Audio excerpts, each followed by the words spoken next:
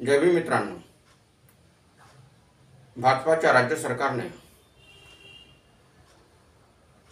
Doctor Babasaheb Ambedkar या स्मारक समितीच्या पदाधिकाऱ्यांशी मिलीभगत करून नागपूर येथील दीक्षाभूमीवर पार्किंग बनविण्याचा घाट घातला आणि त्या ठिकाणी ताबडतोब पार्किंगच्या कामाला सुरुवातही केली।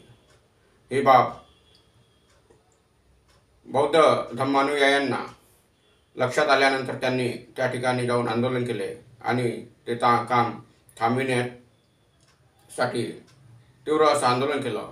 त्याला दबावात येऊन राज्य सरकार आणि स्मारक समितीचे पदाधिकारी यांनी ते काम तात्काळ थांबविण्याचे आश्वासन दिलं आणि त्या ठिकाणी जो गड्डा करण्यात आला पार्किंगकरिता तो बुजविण्याचे सुद्धा आश्वासन दिले आहे।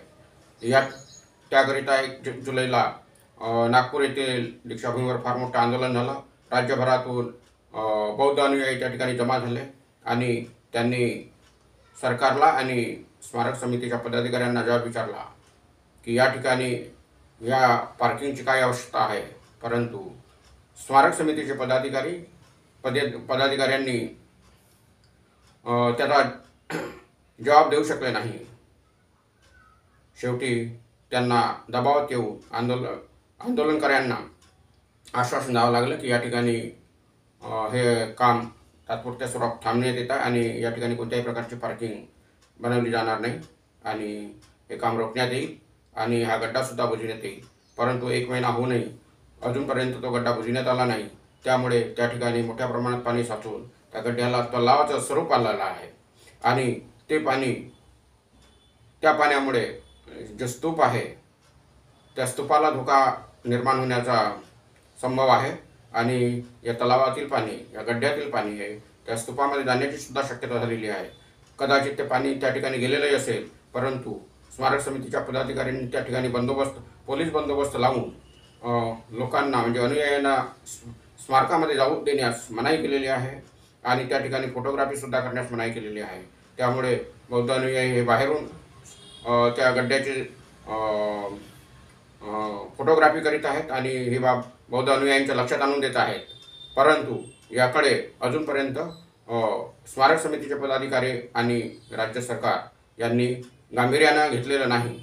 त्यामुळे भविष्यात या स्मारकाला फार मोठा धोका निर्माण होणार आहे आणि म्हणून बौद्ध अनुयायांनी ताबडतोब जागृत होऊन त्या ठिकाणी तो गड्डा त्वरित कसा बुजवता येईल यासाठी जागृत होऊन आणि संघटित होऊन मोठ्या प्रमाणात आंदोलन करणे अत्यावश्यक झाले आहे। तेव्हा आपण सर्व बौद्ध अनुयायांनी याकडे गांभीर्याने लक्ष देऊन हा गड्डा त्वरित बुजविण्यासाठी राज्य सरकार आणि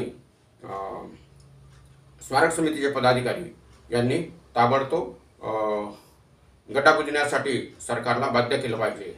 पदाधिकाऱ्यांना स्मारक समितीच्या पदाधिकाऱ्यांना बाध्य केलं पाहिजे, तरच तो गड्डा तात्पुरता बुजविला जाईल आणि पुढील भविष्यात जो स्मारकाला धोका निर्माण होणार आहे तो थांबविला जाऊ शकतो।